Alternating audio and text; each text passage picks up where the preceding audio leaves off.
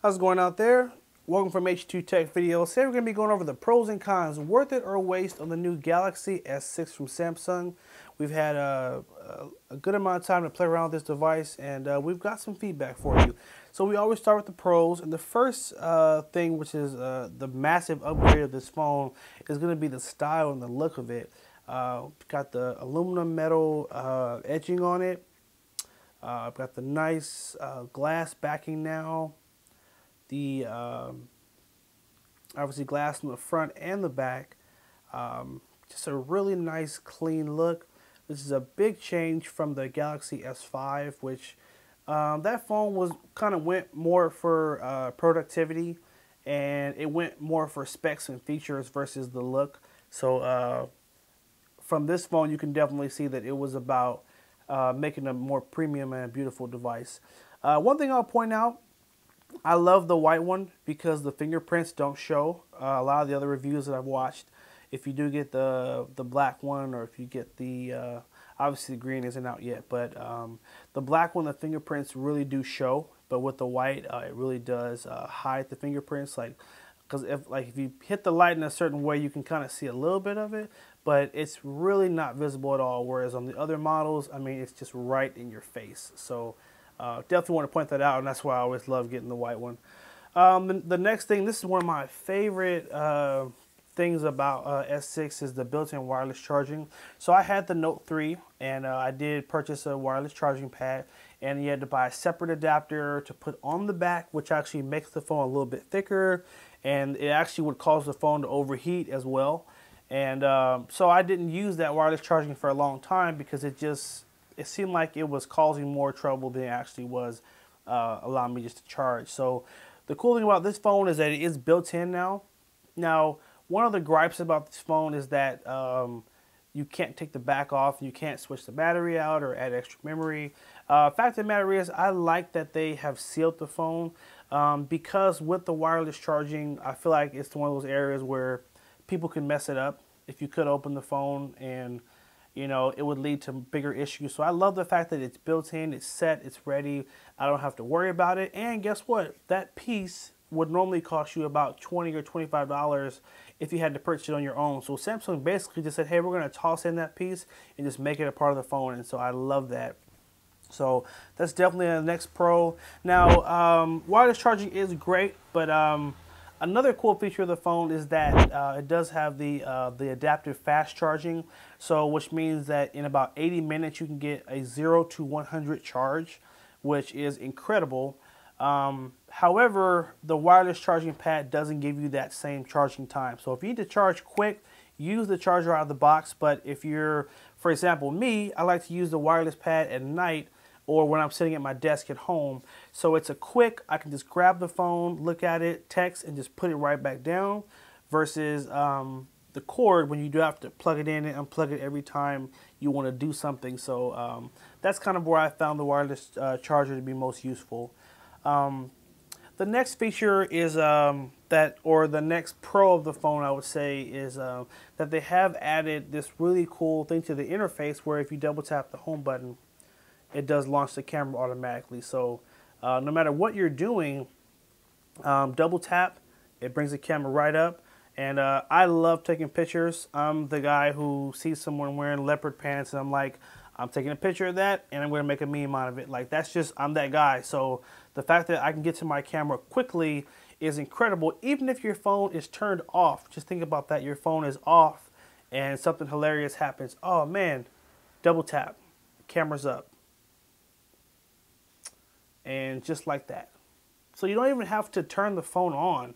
It's just going to automatically just take you there. And I love that. Now let's jump into the next feature, which is another really great feature. And that's going to be that they have improved the fingerprint scanner. So on the S5, you did have to take your finger and drag it down the button, which it worked sometimes and sometimes it didn't. But it didn't work enough where it made you not want to use the feature. And so I'm really glad that they have changed the fingerprint scanner. So watch how it works now. I literally just tap and I'm in. That quick. I don't have to swipe, nothing special. Now I have mine set for my thumb to be sideways just because I tend to hold my phone in a certain way, and just going like this is more comfortable for me. But the cool thing is you can register up to 3 fingers, so you can have another finger on your phone, or if you have a really anal spouse who's like, you better make sure I'm registered on your phone, you will have that extra slot there. But the cool thing is that's upgraded, and you can also use that now with their Knox software, which is the enterprise section, where if you do have like a company email, or let's say, for example, you manage the social media for like your company, you could actually have that app in the Knox section of the phone and just use your finger to get right into that section. So it kind of like partitions the phone and separates the business from the personal. So I love that. The next pro is going to be just the incredibly beautiful screen. If you swipe from the top, just make sure you do have your auto brightness on. The cool thing is if you're outside, or if you're right in direct sunlight, it actually will kick on the it's an adaptive feature where it actually will turn up the brightness to make sure that your phone is fully visible even right in the direct sunlight. So I totally love that. I have a Note 4 and it also has that same feature, and I use it all the time. For example, I was at the beach yesterday and I was able to enjoy my phone right in the sunlight. So just a really great feature. Not to mention the screen is a lot brighter than the S5. It's like 20 or 30% brighter. So even right now, it just looks so beautiful on screen, just because, I mean, it's really shining with that wallpaper. So our next pro is going to be a simplified user interface. If you've used other Galaxy phones before and then you switch to this one, what you'll notice is that this is just a simpler and easier phone to use. They have scaled the phone back, so a lot of the normal operations that you use are now simpler. Give you an example. If you swipe down from the top, we have our switches right here. Now this used to be a symbol, and what it would do is it would actually take you to more apps, so more options. Well, you'll find on a lot of sections of the phone, instead of them using symbols, they just use a word, because people can identify easier with, hey, edit, okay. Edit brings up more options, just like that.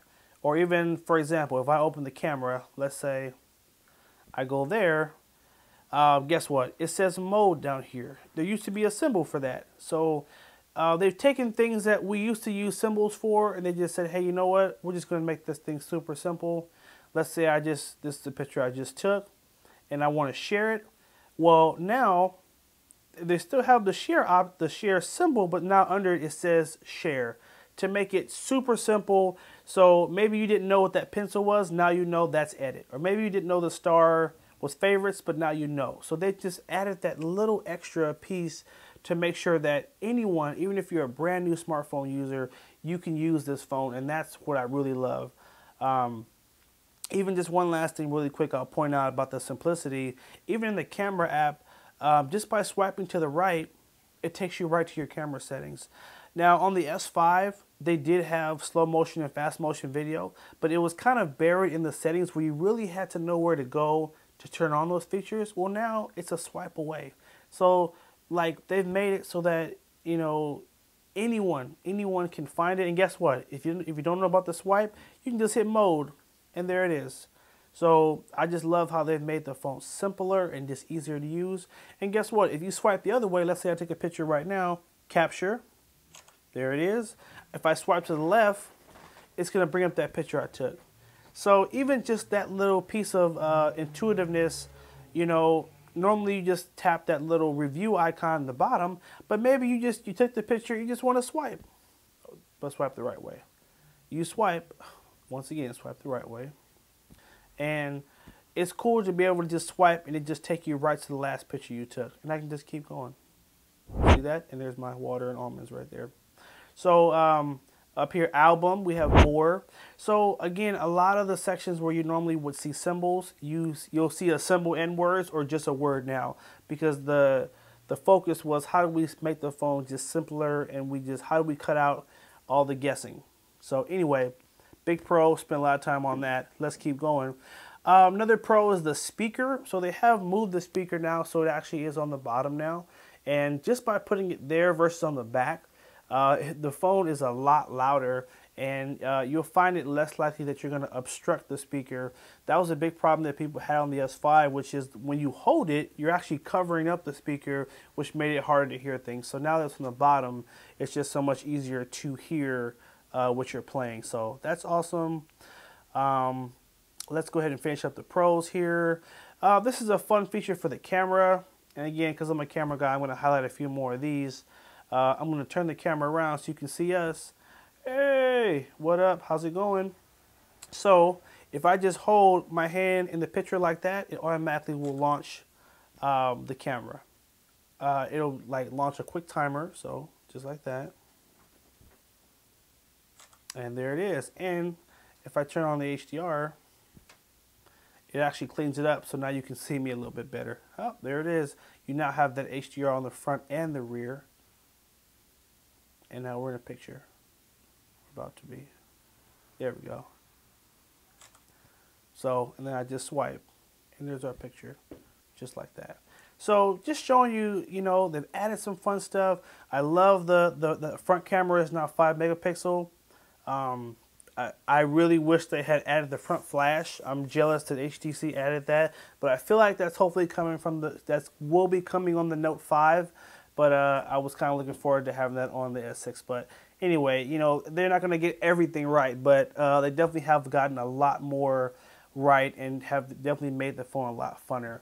Last two things, or last one thing rather, is I love that they've added the flashlight to the notification screen. So now you don't have to have a separate widget, or you have to try to fumble through the phone to find the flashlight. If there's an earthquake and you need to see stuff, like I want to be able to just swipe and find my flashlight versus, oh, like, where's that app again? How do I get to the flashlight? So anyway, those are the pros. And let's now jump to the cons. There's not too many, to be honest, but there's, you know, no device is perfect. One of the first cons I found, and this was really irritating, and what's funny is in a feature they were trying to add to make the phone better, kind of made it a little frustrating. If you're in a movie theater and you turn your brightness down all the way to the left, your phone is still visible, but the screen is not bright. So you could actually use your phone in the movies and not distract anyone. So that's totally awesome. But here's the con of it. And this is also what happens when your phone goes down to 5%. The brightness goes all the way down, and your phone is like, it's so dark that you actually can't even see it in, like, if you're outside. If you're outside and it's sunny, like, cannot see your phone. You got to find like a really like dark area to look at it, and then it's visible. And this happened to me multiple times where just I had not charged the phone the day before, and you know, yeah. So it's really irritating because imagine like your phone's about to die, you've only got 5% left, and you're trying to like do all that you need to do to hopefully save the battery, and the screen's not visible. So that was kind of a point of irritation for me. I want to be able to see my phone. Granted, I know when you're on, when the battery is low, like the phone automatically will cut the brightness down to try to save the battery, but I want to be able to see what's going on, and those couple times were irritating. Second con, this isn't even a full con, but I wanted to mention it. I love that the backing is glass, and it really does give it a fun and elegant look. However, it did make me feel like I had to have a case for the phone, where like, for example, on my S5, I didn't have a case on it. But I'm so paranoid about glass.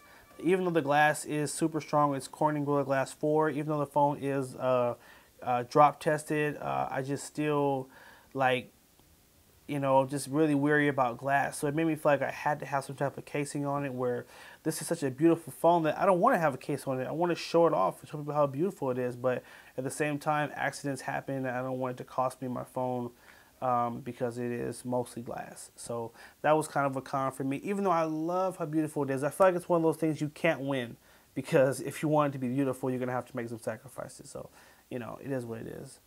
I already mentioned that I wish they'd add the front flash. Not super big deal. Also, one of the biggest complaints about the phone was that because they sealed it, you can't change the battery out, and you can't can't add extra storage. Well, the phone does come in 32 gigs, and I actually forgot to mention this for the pros. It does come in 32 gigs, which is double what the S5 came in. So I love the fact that you get a lot more memory. Yeah, I do like being able to add extra memory, but to be honest, like, I normally don't put anything bigger than a 32 gig in the phone, so I could easily just go in and buy the 64 gig model and then have the amount of storage I need, and the phone actually is going to run faster on the internal storage versus having to switch from internal and external storage. So I also read an article about how a lot of consumers were buying cheap micro SD cards, and so because of that, it was actually slowing the phone down, and it wasn't the phone's fault, it was the memory card's fault. So I love the fact that the phone now comes in 32, 64, and 128. And guess what? If you want more storage, just invest a little bit more to get the built-in internal, and obviously that's going to allow the phone to just run smoother and faster anyway. And that's it, guys. So pros and cons, worth it or waste. I think it's pretty obvious that this phone is definitely a worth it. It is so much beautiful than its predecessor, the S5. They've fixed a lot, and one thing I've noticed about Samsung is they really will listen to customers. And if customers say, hey, we want a prettier phone, they'll give you a prettier phone. You know, it does suck to not have the IP67 where it's not water resistant. But to be honest, I was always so afraid to put it in water anyway, because I just felt like something was going to happen anyway, because that always happens to me, that I didn't really use that. And bottom line, it's a beautiful phone. It's super fast. I didn't even mention the processor, how much RAM it has and how much faster the processor is. But it's a great phone, and I guarantee anyone that buys it is not going to be dissatisfied with it. So anyway, guys, hope you found this helpful. Love to hear your comments. Make sure you like, favorite, and share. Be nice in the comments. Again, this is my opinion. If you have other opinions, maybe you should make your own video and share what you like and what you don't like. But you know, I always love to share what I felt were the pros and cons of the device. So thanks for watching. Take care and have a good one.